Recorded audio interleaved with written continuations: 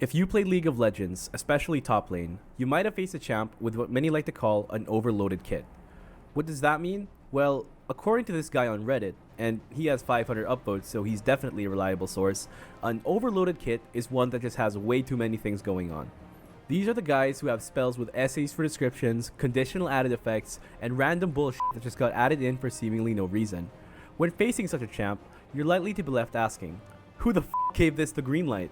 With 168 champions in League and counting, there are definitely going to be a few that raise an eyebrow here and there. But I've identified 3 champions that just made me question what the hell were Riot's devs smoking. This is Cassante, a champion with high HP, armor, and magic resistance. He's a tank that focuses on being his team's shield, frontlining, face tanking skill shots, and protecting his teammates. Until he presses R, kidnaps your ADC, dunks on him, and hits him with the too small. Cassante is a tank that can not only turn into a damage-dealing bruiser, but can also isolate a squishy into a 1v1 situation. He also has a passive that gives him max % health damage, meaning he will always hurt, a close-range spell that slows that, after hitting 3 times in a row, becomes a projectile that sends targets airborne while pulling them back, an uninterruptible dash that also stuns and reduces incoming damage, and another dash that gives a shield, but also has increased range when used on an ally. Also, the ally gets the shield too. Did I mention that his DPS scales off of his armor values? So unlike other tanks who would have to build damage items to deal more damage, he builds armor items, which he's supposed to be building anyway to deal more damage. He is a tank that took all of the class's weaknesses like low mobility and low solo kill potential and said that he's having none of that. We also have Yone, a scaling fighter that gets stronger with items. His passive makes every second auto attack deal partial magic damage instead of just physical, which means he'll still hurt even if you build full armor against him. He also gets free crit rate from items at the cost of dealing slightly less crit damage. He also turns extra crit rate into additional attack damage, cause why not? Like Cassante, he has a short range damaging ability that, after hitting twice, sends out a projectile that knocks up enemies. It also functions as a gap closer, as it makes Yone dash in the direction of the projectile. This is his primary damaging ability, and it gains a shorter cooldown and cast time the higher Yone's attack speed value is, which means he doesn't need to build ability haste to cast it more often. His second skill is a sweeping slash that deals both physical and magic damage, scaling off of the target's max health. That also gives him a shield, which also gets stronger the more enemy champions hit. Its cast time scales with attack speed, because of course it does. Much of Yone's power budget also comes from his third spell. This places a spirit upon casting, makes Yone dash forward because why not, and gives him bonus move speed. After 5 seconds or a free cast early, he returns to his spirit, which is an uninterruptible dash because Riot Games, and deals a portion of the damage he's dealt during the cast as true damage. Also, it cleanses any and all CC effects. Remember, Yone is supposed to be a scaling champion that gets stronger with levels and items, but his basic abilities are all strong trading tools, allowing him to poke, win trades with his shield, deal damage, then get out for free. The cherry on top, none of his spells cost mana, so he can just spam everything without worrying about managing an extra resource. And finally, let me introduce you to the last overloaded kit offender. Meet Akshan. He's a ranged assassin who's all about getting in, dealing quick damage, then getting out. Akshan's attacks always shoot twice, with a second shot dealing less damage. At any point, he can cancel the second shot to gain a burst of movement speed. Also, upon damaging an opponent 3 times with either his attacks or any of his spells, they're dealt bonus damage and he gets a shield. And that's just his passive. He also throws a boomerang that deals damage both ways, extending its range for each enemy hit, and upon hitting a champion, he's also granted a movement speed buff. He also has a grappling hook that lets him swing around terrain, shooting a barrage of attacks at the nearest enemy while swinging. It also gets a cooldown reset upon takedown. For Akshan's ultimate, he charges a barrage of bullets that deal more damage the lower the enemy's HP is, but that doesn't matter because it'll almost always be blocked by minions or structures. But then we get to his second skill, which lets him turn invisible when he's near a wall. But also, it passively marks people who kill his teammates as scoundrels. When he's invisible, he gains bonus move speed and mana regeneration when moving towards scoundrels. Upon killing a scoundrel, he gets bonus gold. And brings back his teammates from the dead. That's right, this champion's kit is so overloaded that he can reverse death itself. you can get a quadra kill, but as long as Akshan's still alive and you're low HP, you best be careful because he can completely hijack a game. And he doesn't even have to be the one that gets the kill. He just needs to be involved and be part of the takedown. That's already crazy, and then you realize that this is a passive component built into a basic ability. And you know what the worst part is? I think it has a place in the game. Here's my hot take. The overloaded kit is an intentional design choice that adds a little bit of spiciness to League's roster. I mean, if every champ played like Annie or Garen, League wouldn't be as fun and dynamic as it is. These champs may have powerful kits that simply have more in them than other champions, but to get the most out of them, you need to have a strong mechanical skill level and macro decision making. A good Cassante is a nightmare to deal with, but a bad one will have lost their team the game from the champion select screen alone. Overloaded kits don't necessarily mean unbalanced, and they're not just a result of Riot's game design. In fact, Dota has them too. This is Dawnbreaker. She's a tanky strength hero who wields a big hammer, and she can swing it around to slow and then knock up opponents in a 3-hit combo. Sound familiar? She can also yeet the hammer to deal damage from a distance. When she does this, she creates a trail of fire as the hammer returns to her, dealing damage again and slowing enemies. She can recast this ability early, to dash to the midpoint of her hammer throw. She also has a passive ability that guarantees a critical hit every few attacks, and this critical hit heals her for up to 50% of the damage dealt if against another hero. Finally, Dawnbreaker's ultimate lets her create a healing field on a teammate which also damages opponents. After a short delay, Dawn slams into the ground of the field, stunning enemies caught inside and dealing even more damage. Oh, and it can be cast on any teammate, regardless of where they are on the map.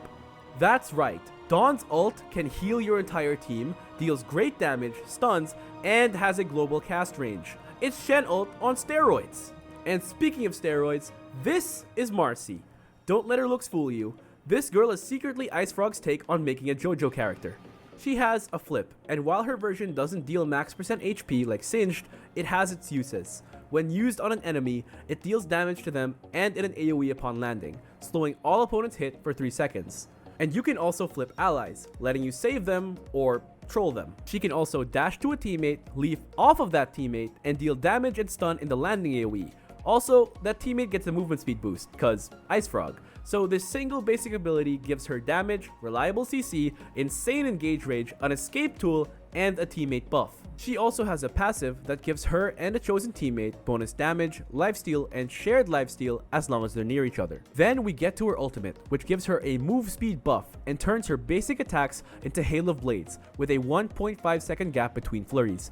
And each of these flurries releases a shockwave and a massive AoE that deals damage and slows both enemies' move speed and attack speed. It doesn't sound that impressive until you realize that Dota has an item called Basher, which gives you a chance to stun with your auto attacks. With a minimum of 4 hits per flurry, you're pretty much guaranteed to proc it on a target every single time. Oh, and you can also build crit to just delete someone. And speaking of deleting someone, please let it be Nature's Prophet, the final hero that I'll be talking about.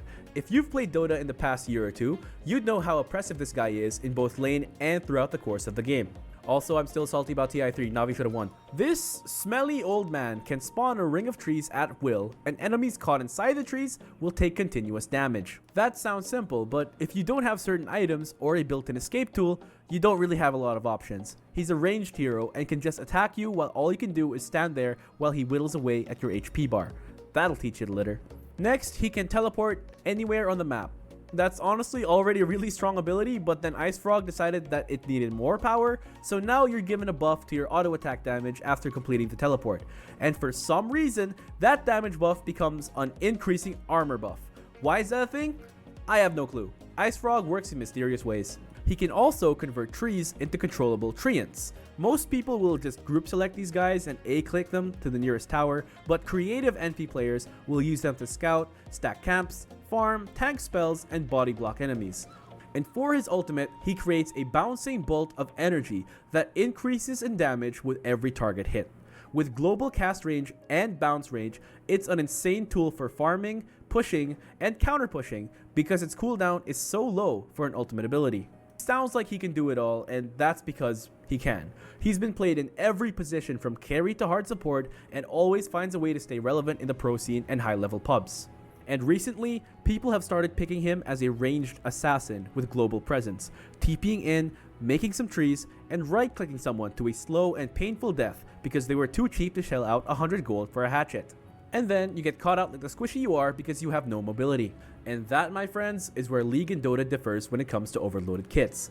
Dota heroes have a clearly defined weakness that no matter how good you are as a player, you won't be able to overcome them. These exploitable flaws in their kits are what prevent them from being completely broken. Let's take a look at Dawnbreaker and Cassante. Both are beefy bodies that have no problem frontlining their team. They both have a similar game plan as well. Don't engage the enemy, wait for them to engage, and counter with your spells. But here's the thing. Dawnbreaker needs items to fully enable her kit. Without Shard or BKB, she can get CC during her Starbreaker, wasting it, and without mobility tools like Blink Dagger, she'll have very few ways of closing the gap on distant enemies.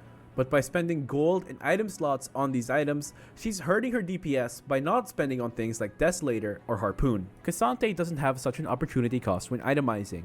He can just build whatever tank item he wants, and he'll still end up dealing more damage than the enemy top laner because his DPS scales off of his resistances. When playing Dawnbreaker, you can't just go all in on utility, tankiness, or DPS.